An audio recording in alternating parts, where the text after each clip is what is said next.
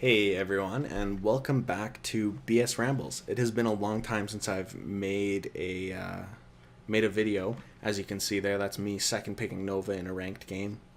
Probably first picking. Let's be honest, it was their first pick and then our pick, and I jumped right onto Nova because that is how I play, and that's also why I had to turn chat off because I found one of the quickest ways to ruin your Heroes of the Storm experience is to first pick Nova and then listen to what your team has to say about that decision because it's always a mix of fury and rage and giving up.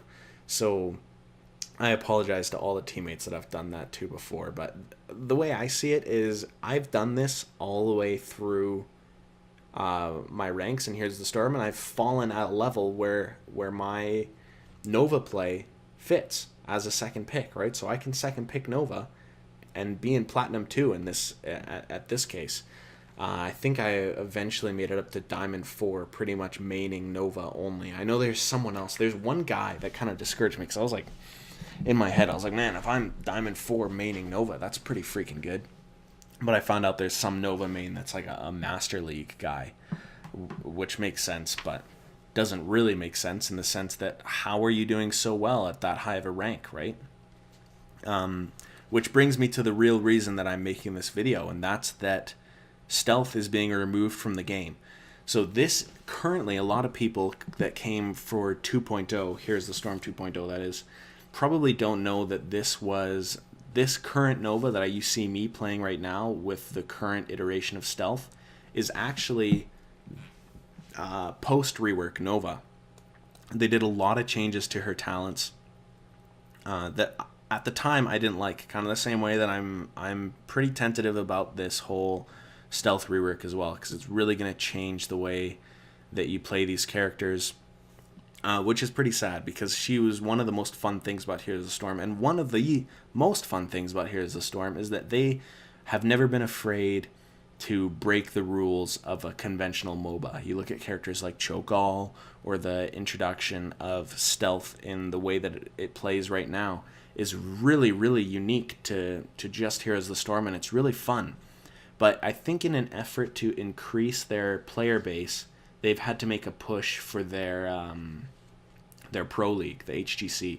So I think Nova players these days expect any legitimate MOBA to be balanced to the point that you can have high level competition, real teams competing for real money and making a living off of it. So for that level of competition to be possible, you need to have perfect balance. And when you have something like Nova, who's a character that a huge part of the strength of her kit comes from this stealth ability, which Blizzard calls an eye test. I think it's more of a focus test because I really do think anyone looking for it can see it when it's there.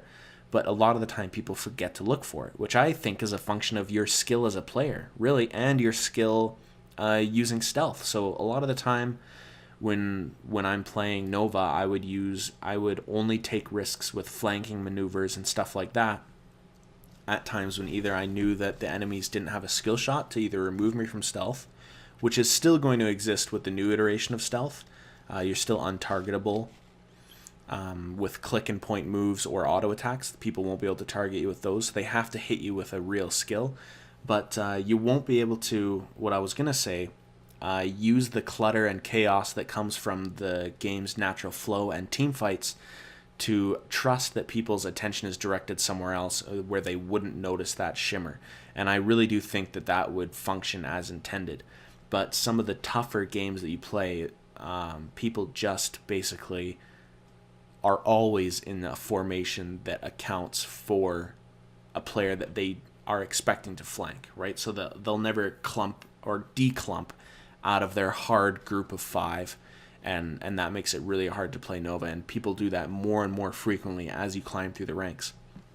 The unfortunate thing is, though, so while it is good for the overall player base of the game to be increasing, and the player base increases with the legitimacy of the pro scene, a lot of the fun of the game kind of gets taken away from the main player base, and that's the people who are in silver and gold and low platinum and even bronze. So that is the vast majority of your player base. And for them, I don't think that stealth was a problem. I know that it was a little bit overpowered, or at least overperforming in quick match in Blizzard's opinion, and I think most of the community's opinion.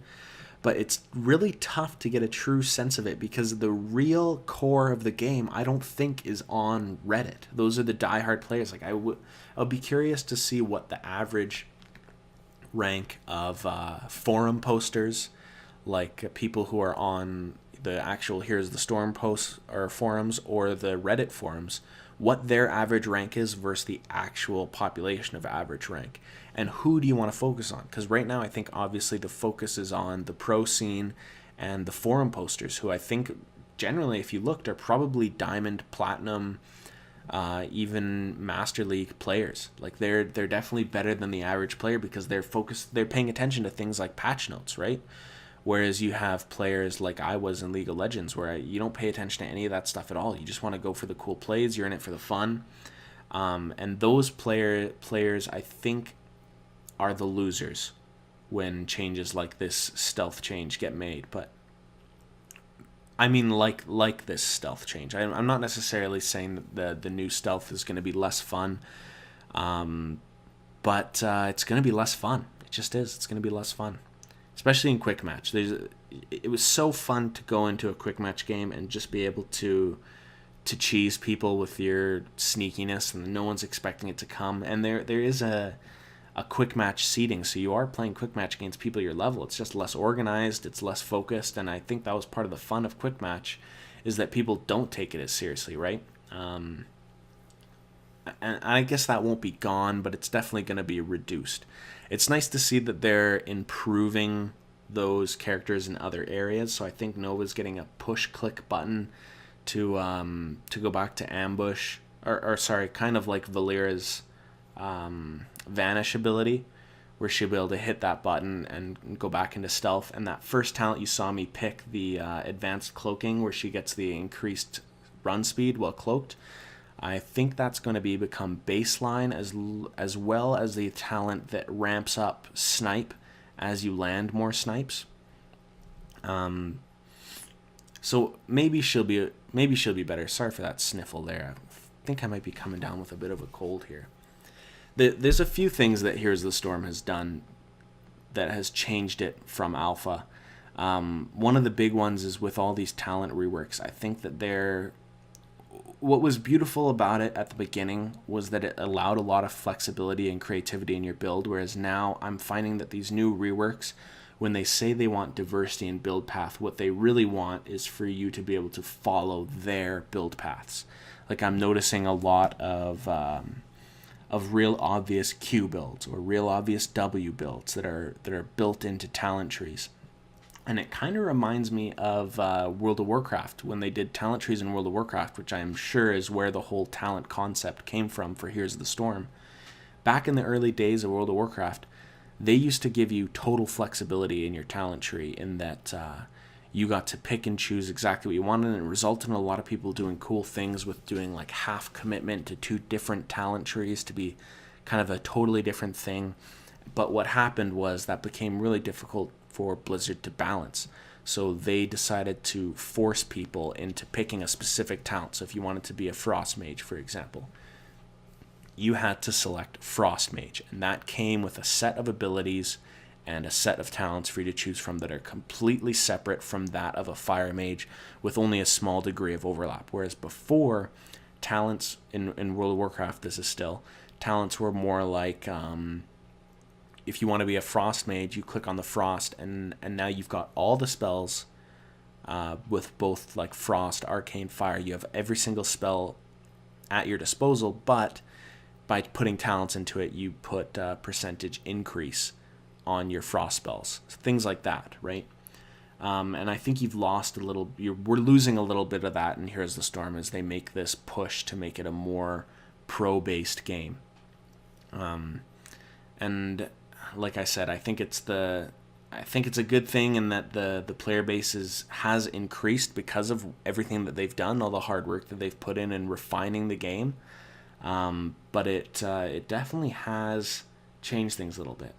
Like right here, you see some really fun stealth play. Like I run away, sneak behind, get a pick, and then hopefully get back into stealth to get that run speed back again and the invisibility. Like you can just be so shifty, and I'm not sure that that's still going to be around with the new iteration of stealth. But maybe with the vanish button, it'll compensate for the fact that that people can't see you anymore, and I'll end up with a similar style of gameplay, because I do think that the style of gameplay that you're forced into as Nova anyways at a higher rank doesn't really allow for you to take big risks, which is fine. But maybe now with that stealth, you'll actually get away with more stealth-esque plays because you can hit that vanish button and disappear. I was hoping it was going to be out this week, but I guess not. So I'm sure that I'll make a video doing a bit of theory crafting on that. But going forward, I think I'm going to be making more videos that are not about strictly Heroes of the Storm stuff. So I'll still have my Heroes of the Storm gameplay in the background. But originally when I made this channel, what I wanted it to be was just, it was just going to be me rambling, hence the name BS Ramble. So it was going to be loosely related to Heroes of the Storm, but not completely about Heroes of the Storm. I didn't want to be just a video game channel. I want it to be my channel, where it's just me talking crap, and for those people that's not enough for, there's Heroes of the Storm in the background, which I think really narrows my target market down. So now I'm down to A, people who watch YouTube, B, people who like Heroes of the Storm, and then C, people who want to hear me talk about unrelated things while they play Heroes of the Storm. And I, at the time of making the channel, I had a good 12 subscribers that were digging it, and I really appreciated those people. Most of them are personal friends of mine. I know one of the only ones that actually watched them was Aaron, so thanks, Aaron, if you're watching this one still, especially since he doesn't even play Heroes of the Storm. So that's pretty nice. But anyways, what I'm trying to say is that I'm probably going to be making more of those and less of the actual Heroes of the Storm stuff going forward, because it's just more fun. I really only started making the Heroes of the Storm specific stuff. Look at that nuke, by the way. Here's the Storm specific stuff because that seemed to be what people were watching. That was getting a lot of views. But I petered out because that's not what I necessarily considered to be enjoyable, and I'm not trying to make this my source of income. It's just supposed to be something kind of fun.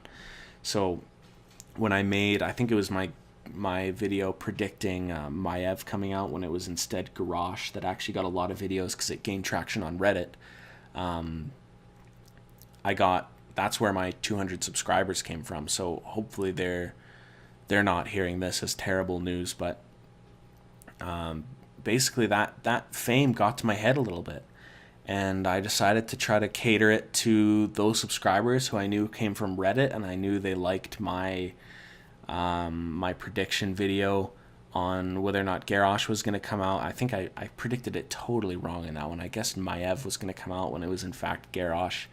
So I was going to stick to kind of like the analytical stuff, and then I made like an anti-Reddit video basically that was crapping on everyone who didn't like Hanamura, which was just me being salty because it was my favorite Nova map, because Nova was really overpowered on Hanamura. I don't know what my win percentage must have been on Nova on Hanamura, but it was to a point where if it was Hanamura, I would 100% lock in on Nova. One of the things, so this is a pro tip for anyone who wants to play Nova before the stealth rework comes out and makes her a legitimate character. Hover over another character like Zeratul, and that will stop your team from banning away your own Nova. But if they aren't assholes, they will still pick around a single pick stealth character assassin like Nova.